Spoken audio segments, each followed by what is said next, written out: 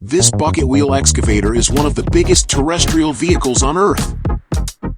It allows 5 workers to excavate 8.5 million feet superscript 3 of Earth one day.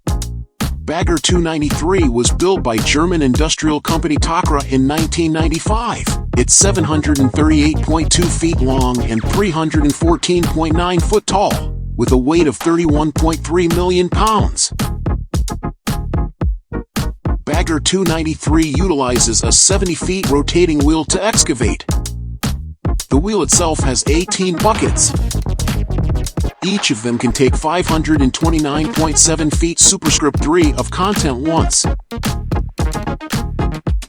A conveyor belt system transfers the coal to its designated position.